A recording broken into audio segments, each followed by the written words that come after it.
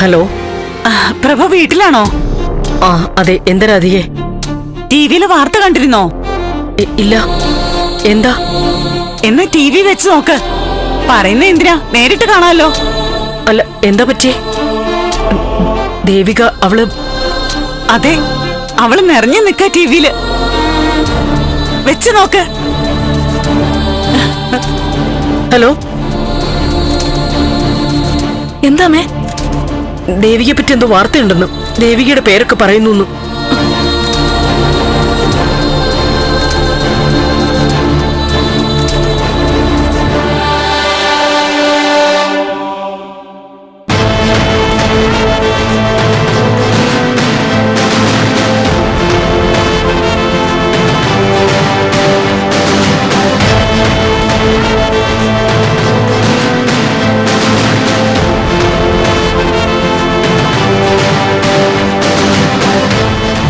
സ്ത്രീ മുന്നേറ്റത്തിന്റെ ഇക്കാലത്ത് ഇന്നത്തെ സ്ത്രീയുടെ കൃത്യമായ പ്രതീകത്തെയാണ് ദേവികയിലൂടെ ഞങ്ങൾ കേരളീയ സമൂഹത്തിലേക്ക് വയ്ക്കുന്നത്.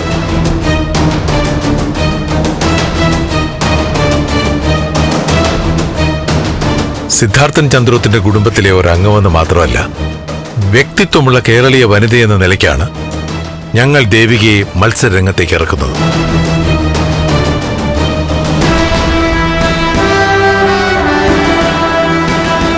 ഇന്നത്തെയും നാളത്തെയും സ്ത്രീയുടെ പ്രതീകമാണ് ദേവിക. അത് ശരി, അവളെ MLA ആക്കാൻ പോവാണെന്ന്. ദേവിക, തെരഞ്ഞെടുപ്പ് രാഷ്ട്രീയത്തിലേക്ക് ഇറങ്ങാൻ ദേവിക എന്താണ് പ്രേരിപ്പിച്ചത്? ജനനന്മയ്ക്ക് വേണ്ടി പ്രവർത്തിക്കാനുള്ള അവസരമായിട്ടാണ് ദേവിക തെരഞ്ഞെടുപ്പിനെ കാണുന്നത്. ദേവിക ഉത്തരം പറയട്ടെ. പറയൂ ദേവിക, പറയൂ ദേവിക, എന്താണ് രാഷ്ട്രീയത്തിലേക്ക് ഇറങ്ങാൻ നിങ്ങളെ പ്രേരിപ്പിച്ചത്? ഉത്തരം പറയൂ. അടുത്ത പത്രസമ്മേളനത്തിന് ദേവിക നിങ്ങളുടെ ചോദ്യങ്ങൾക്കെല്ലാം വിശദമായി ഉത്തരം നൽകുന്നതാണ്. ഇപ്പൊ ഞങ്ങളോട് ദേവികയ്ക്കൊന്നും പറയാനില്ലേ? ആദ്യമായി പത്രക്കാരെ കാണുന്നതിന് ടെൻഷൻ ദേവികയുടെ മുഖത്ത് കാണാമല്ലോ.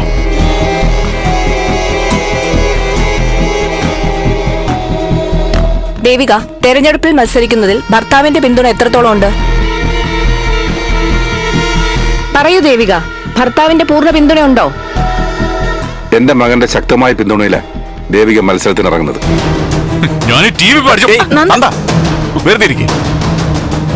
സ്വന്തം ഭാര്യയുടെ കഴിവുകൾ വ്യക്തമായി മനസ്സിലാക്കിയിട്ട് ഒരാളാണ് ദേവികയുടെ ഭർത്താവും എന്റെ മകനുമായ നന്ദൻ.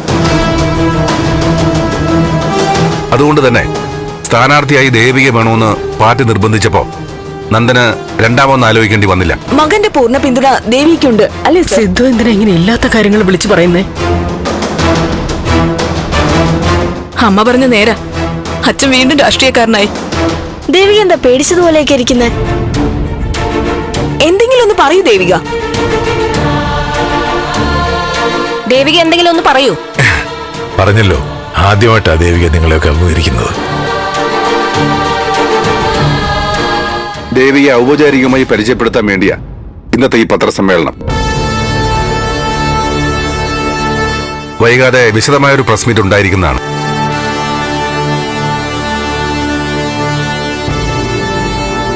ദേവിക പറയൂ, എന്തെങ്കിലും ഒന്ന് പറയൂ ദേവിക. ഞങ്ങളോട് പറയൂ. അതെ, മതി, കഴിഞ്ഞു. ശരി. മോളെ വാ മോളെ. തോൽപ്പിച്ചു. ഈ രീതിയിൽ അവൾ എന്നെ തോൽപ്പിച്ചു. ആ ഋഷി, അവനെല്ലാം കണ്ടോണ്ടിരിക്കായിരിക്കും.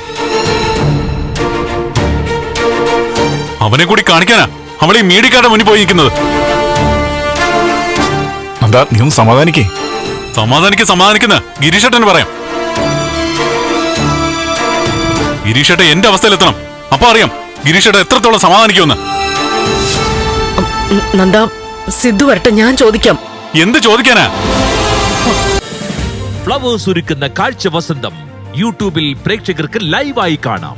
ഫ്ലവേഴ്സ് കോമഡിയിൽ ജോയിൻ ചെയ്യൂ, ആസ്വദിക്കൂ.